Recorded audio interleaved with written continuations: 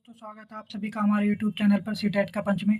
तो दोस्तों, जैसा कि हम पहले भी फर्स्ट लेक्चर में बात कर चुके हैं मनोविज्ञान एवं शिक्षा मनोविज्ञान के बारे में, तो आज हम थोड़ा सा मोटा मोटा बात कर लें कि कुछ और ज़रूर इम्पोर्टेंट शब्दावली है कुछ, जिससे एग्जाम में बहुत ही मदद मिलने वाली है, जिसमें एग्जाम से कुछ ऐसी शब्दावली पूछी जाती है जिसके बारे में आपको पता होना चाहिए। ठीक है दोस्तों, कहीं ना कहीं वो एग्जाम को सोल्व करने में आपकी मदद करेगी।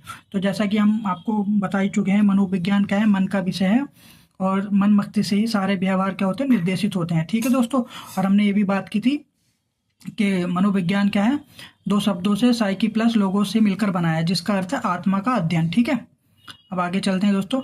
और मनोविज्ञान प्राणियों के व्यवहार का वैज्ञानिक अध्ययन है। ठीक है दोस्तों,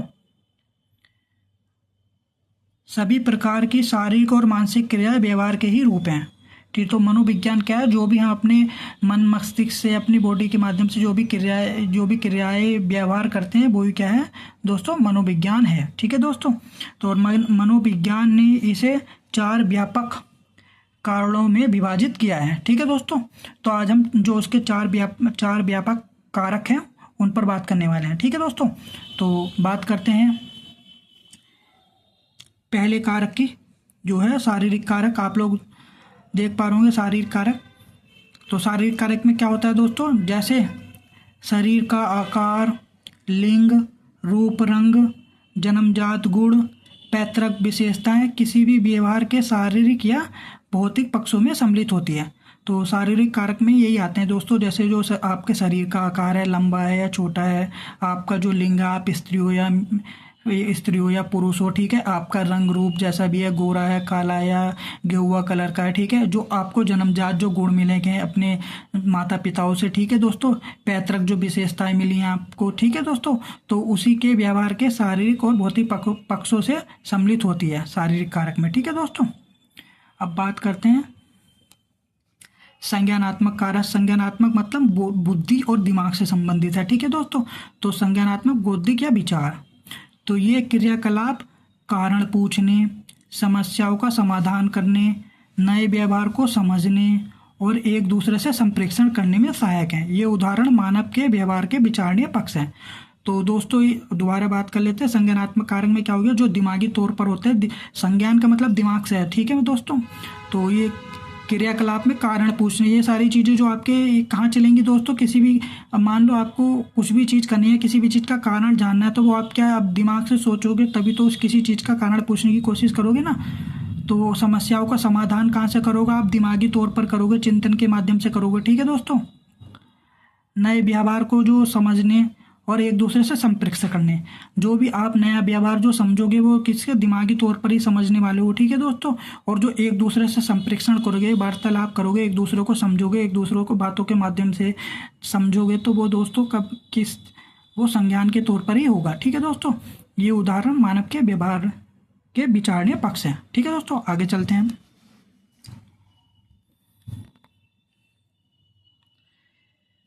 भावात्मक कारक, गुस्सा, डर और प्रेम आदि भाव महसूस करने वाली स्थितियां भावात्मक व्यवहार के प्रकार हैं। तो दोस्तों भावात्मक कारक क्या है, जो हमारा गुस्सा है, मतलब किसी चीज़ पे भाव, हमारे गुस्से में अलग ही भाव होते हैं। आप लोगों ने भी कभी ना कभी गुस्सा किया होगा, तो आपका जो भाव है वो गुस्से वाला भाव होता है। ठीक है, और डर, मान लीजिए अगर अचानक से कोई हमारे सामने शेर आ गया, तो जो हमारे फेस पर जो एक्सप्रेशन होंगे वो एक डर का भाव होगा। ठीक है दोस्तों, अब प्रेम, मान लीजिए दोस्तों कोई हमारा अपना है जिसे हम बहुत प्रेम करते हैं, उसके लिए जो हमारे एक्सप्रेशन होंगे, जो हमारी फील होगी, उसको लेकर हमारे चेहरे पर एक अलग ही भाव होगा। वो क्या होगा दोस्तों, प्रेम का भाव होगा। ठीक है, तो आदि महसूस करने वाली स्थितियाँ, ये क्या है दोस्तों, भावनात्मक व्यवहार के प्रकार हैं। जो भाव होता है, जो एक फील करने वाली चीज़ें होती हैं दोस्तों, वो भावनात्मक कारक हैं। ठीक है दोस्तों, जैसे गुस्सा, डर और प्रेम। ठीक है, अब नेक्स्ट की बात कर लेते हैं। नेक्स्ट क्या है, नंबर 4। ठीक है, सामाजिक और वातावरणीय कारक, ये हमारे व्यवहार को बनाते हैं, जैसे कि हम कैसे समाज में रहते हैं, हमारे परिवार का माहौल कैसा है, हम पर कौन कौन से बाहरी प्रभाव पड़ते हैं, क्योंकि मानव सामाजिक पशु और ये कारक हमारे जीवन में महत्वपूर्ण भूमिका निभाते हैं। ठीक है दोस्तों, तो सामाजिक और वातावरणीय कारक आप लोग जैसे ही समझ पा रहे होंगे। सामाजिक का मतलब समाज से, हम जिस समाज में रहते हैं, हम जिस वातावरण में, वातावरण क्या, जो हमारे आसपास का क्षेत्र है वो दोस्तों क्या हो गया, वातावरण हो गया। तो ये हमारे व्यवहार को बनाते हैं, हम कैसे समाज में रहते हैं और हमारे परिवार का माहौल कैसा है और कौन कौन से बाहरी प्रभाव पड़ते हैं। ठीक है, जैसे मानव क्या है दोस्तों, एक सामाजिक पशु है या सामाजिक है। मानव क्या है, एक सामाजिक है। ठीक है, पशु कहना तो उचित नहीं होगा, लेकिन मानव क्या है, एक सामाजिक सामाजिक सामाजिक बोल सकते हैं कि मानव क्या है, सामाजिक ही है। ठीक है, यह कारक हमारे जीवन में महत्वपूर्ण भूमिका निभाते हैं। ठीक है दोस्तों, तो ये दोस्तों 4 व्यापक कारकों में मनोविज्ञान को हमने विभाजित किया था। ठीक है दोस्तों, तो ये एग्जाम के दृष्टिकोण से आपको याद रखना है, पढ़ लेना है। ठीक है दोस्तों, अब हम थोड़ा सा बात करने वाले हैं जो इसकी जो मनोविज्ञान की जो थोड़ी शब्दावली है जो एग्जाम में काफ़ी पूछी जाती है, जिसकी यह एग्जाम में जो क्वेश्चनों में सोल्व करने के लिए आपकी बहुत ही ज़्यादा सहायता करने वाली है। ठीक है दोस्तों, तो शब्दावली की बात करने वाले हैं हम।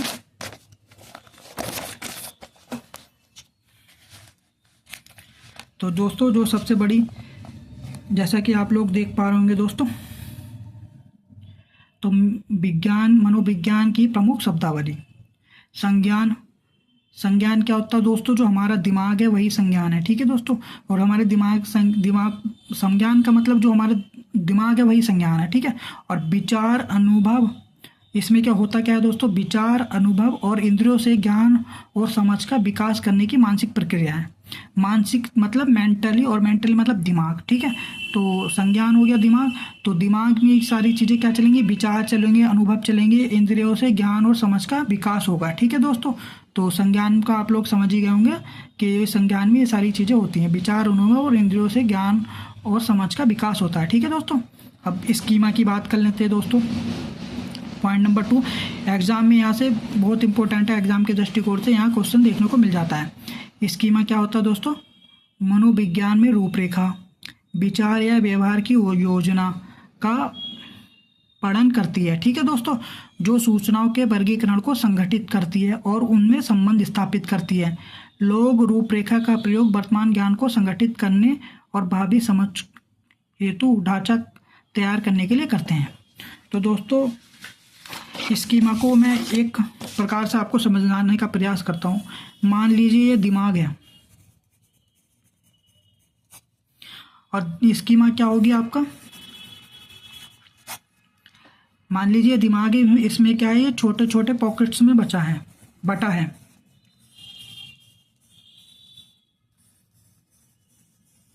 ठीक है, पॉकेट्स हो गई। तो आपकी जो सूचना है, मान लीजिए आपको जो मैथमेटिकल वाली सूचना है, ठीक है, मान लीजिए मैथ वाला स्कीमा है, आपकी कोई भी मैथमेटिकल वाली कोई सूचना होगी, जैसे आपका कोई सूत्र होगा, वो कहाँ जाएगा दोस्तों, इस वाले पार्ट्स में जाएगा। इसी के रिगार्डिंग मान लीजिए ये साइंस वाला है, आपको कोई साइंस का फार्मूला या साइंस की कोई भी थ्योरी आपको याद करनी है अपने माइंड में। ठीक है, आपको माइंड में अपने स्टोर करनी है, वो भी जो साइंस से रिलेटेड जो भी आपकी चीज़ें होंगी वो कहाँ जाएगी, इस वाले पार्ट्स में जाएंगी। मतलब और इस तरीके से समझिए आप, जैसे ये हिंदी का ले सकते हैं, ठीक है, मल्टीपल्स ले सकते हैं दोस्तों। तो जो सूचनाओं का मतलब एक प्रकार की सूचना एक ही तरीके के बंडल में इकट्ठा हो जाएंगी। ठीक है दोस्तों, तो वो क्या हो गया दोस्तों, स्कीमास का पार्टीशन हो गया। ठीक है, तो जो सूचना जिस तरीके की सूचना है वो उसी तरीके के उसमें स्टोर हो जाएगी। ठीक है दोस्तों, पैकेट में स्टोर हो जाएगी। तो और स्कीमा क्या है, छोटे छोटे पैकेट्स से मिलकर बना है। ठीक है दोस्तों, स्मॉल पैकेट से। ठीक है, तो जो छोटे छोटे बंडल है ना, इनसे मिलकर बना है। ठीक है दोस्तों, उम्मीद है आप लोग समझ गए होंगे।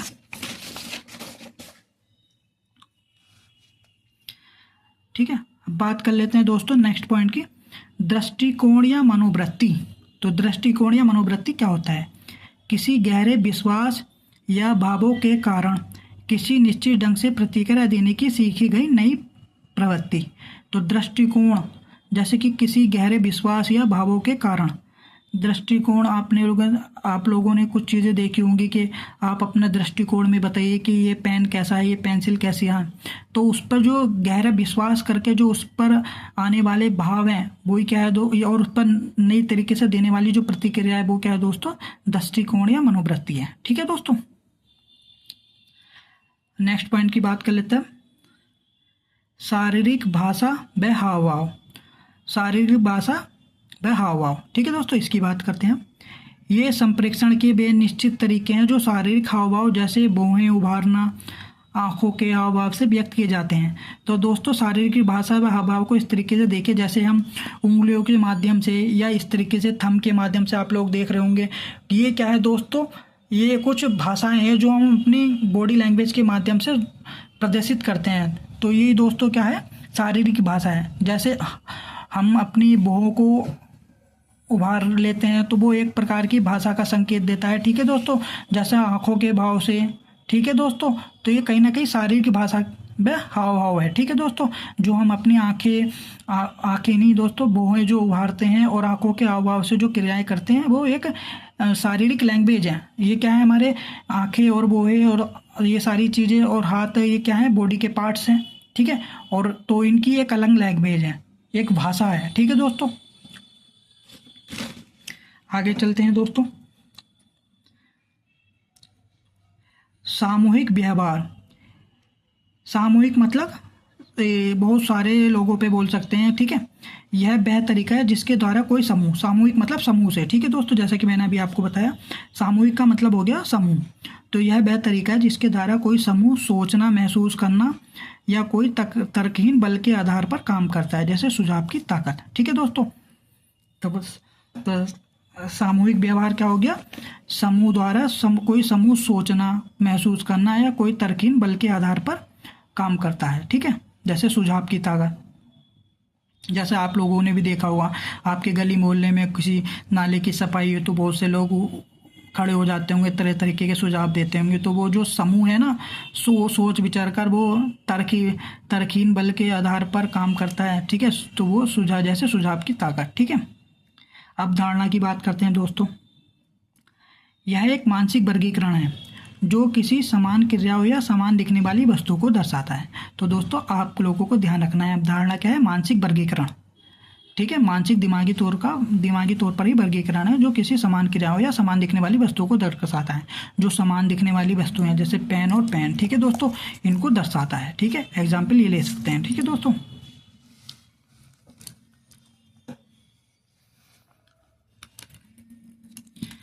नेक्स्ट पॉइंट की बात कर लेते हैं दोस्तों, व्यवहार। व्यवहार क्या है दोस्तों, यह किसी व्यक्ति जीव द्वारा किए गए कार्य और उसके तौर तरीकों से विभिन्न रूप हैं जो वह किसी स्थिति को दर्शाता है। तो व्यवहार जैसे कि आप लोगों के घर मेहमान आते होंगे, गेस्ट आते होंगे, आप लोग जो उनके प्रति उनके लिए जो क्रियाएं करते होंगे दोस्तों, वही क्या है, व्यवहार है। नॉर्मल भाषा में आप लोगों को समझाने की कोशिश की है दोस्तों। ठीक है, तो आप लोगों को ध्यान रखना है व्यवहार क्या है। अब बात कर लेते हैं दोस्तों प्रतिक्रिया। किसी भी घटना, स्थिति या व्यवहार के संबंध में की गई अनुक्रिया प्रतिक्रिया कहलाती है। प्रतिक्रिया क्या होती है दोस्तों, प्रतिक्रिया पे बात कर लेते हैं। मान लीजिए ये आपके गली मोहल्ले में क्या हुआ, कोई दुर्घटना हो गई। ठीक है दोस्तों, गली मोहल्ले में कोई दुर्घटना हो गई तो उस पर क्या होती है दोस्तों, उसके बाद लोग क्या बोलते हैं कि अगर ये ऐसे होता तो शायद वो चीज़ नहीं होती। तो ये क्या है दोस्तों, प्रतिक्रिया है। घटना के होने के बाद पर लोगों द्वारा दी जाने वाली धारणा है। ठीक है, घटना नहीं घटती अगर इस तरीके से उसको ऐसे कर लिया जाता है। ठीक है दोस्तों, ठीक है, आप लोग समझ गए होंगे। अब आगे चलते हैं दोस्तों।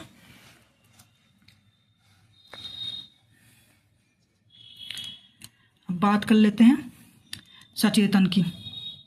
महसूस या अनुभूति कर पाना मस्तिष्क का वह भाग जो उनसे व्यवहार करता है जिसके बारे में हम सचेत होते हैं। मान लो जिसके बारे में सचेतन का मतलब होता है हम जागरूक हैं उस चीज़ को लेकर और उसके बारे में हम अनुभूति कर रहे हैं, उस चीज़ को महसूस कर रहे हैं, वही क्या है, मस्तिष्क का वह भाग है उसके बारे में। और मस्तिष्क हमारा मस्तिष्क भी उसके बारे में व्यवहार करने लगेगा। ठीक है दोस्तों, जिसके बारे में हम जागरूक हैं और जिसके बारे में हम सचेत हैं, ठीक है, वो हो जाएगा सचेतन। चेतना। चेतना वह परिमाण जिसमें कोई अपने व आसपास के पर्यावरण के बारे में जानकारी प्राप्त कर सकता है। चेतना क्या होगी दोस्तों? वह परिमाण हो गया जिसके कोई अपने आसपास की जो पर्यावरण के बारे में आप लोग जानकारी प्राप्त कर सकते हैं। ठीक है दोस्तों। अचेतन की बात कर लेते हैं दोस्तों। अचेतन मानव मस्तिष्क का वह एक बड़ा भाग है जो उद्देश्यों, आवश्यकता और उन भावों से मिलकर बनता है जिससे कोई व्यक्ति सचेत नहीं होता है। अचेतन मतलब सचेत के अपोजिट समझिए आप। मानव मस्तिष्क का एक बड़ा भाग जो उद्देश्य और आवश्यकता उन भावों से मिलकर बनता है जिससे कोई व्यक्ति सचेत नहीं होता है। मान लो आप किसी भी एक ऐसी स्थिति से सचेत नहीं है, उनसे मिल उनके जैसी स्थितियों से मिलकर क्या बनेगा? अचेतन बनेगा। ठीक है दोस्तों। अब नेक्स्ट पॉइंट की बात कर लेते हैं दोस्तों। अंतर्नोद या चालक ड्राइव वह बल जो आवश्यकता से उत्पन्न होता है और किसी भी जीव की आवश्यकता को पूरा करने की ओर ले जाता है। ठीक है। तो ये किस प्रकार उत्पन्न होता है दोस्तों? जैसे आवश्यकता, मान लो किसी कार्य को करने के लिए हमें आवश्यकता ही नहीं है तो अंतर्नोद या चालक ड्राइव होगा क्यों? अब इस प्रकार समझिए, जैसे हमें इस पेंसिल को उठाना है। ठीक है दोस्तों। इस पेंसिल को हमें उठाना है तो उसको उठाने के लिए जो एक बल की ज़रूरत होगी। ठीक है।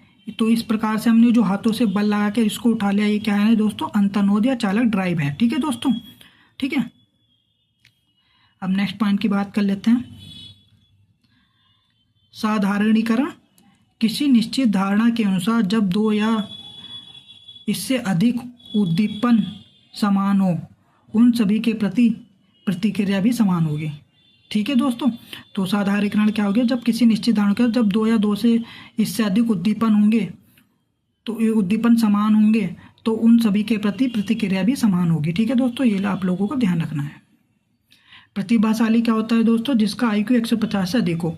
जैसे भी आप भी जैसे कि दोस्तों कभी छोटे बच्चे होंगे या अभी भी आपके क्लास में कोई ऐसे बच्चे होंगे जो आप बहुत ही ज़्यादा जिनका IQ ब्राइट होगा और उनमें जो पढ़ने की क्षमता होगी बहुत ज़्यादा होगी, उनका जो सोचने का नज़रिया बहुत ज़्यादा होगा। तो वे दोस्तों क्या होता है? प्रतिभाशाली बच्चे होते हैं। उनमें कुछ जो मतलब चीज़ों को या अलग लेवल पर सोचते हैं। ठीक है दोस्तों। तो उनका IQ क्या होता है दोस्तों? 150 से अधिक होता है। परिकल्पना की बात कर लेते हैं। परिकल्पना कुछ मान लिया गया क्योंकि वह सत्य तार्किक व्याख्या जैसा लग रहा था।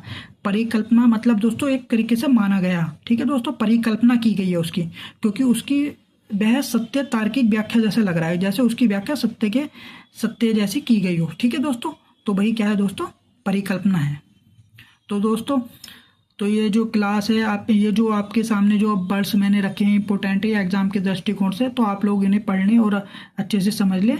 एग्जाम में ये क्वेश्चंस को हेल्प करने में आपकी बहुत ही मदद करने वाले हैं दोस्तों। कुछ और वर्ड्स रह गए हैं उसको हम नेक्स्ट क्लास में कंप्लीट करा देंगे दोस्तों।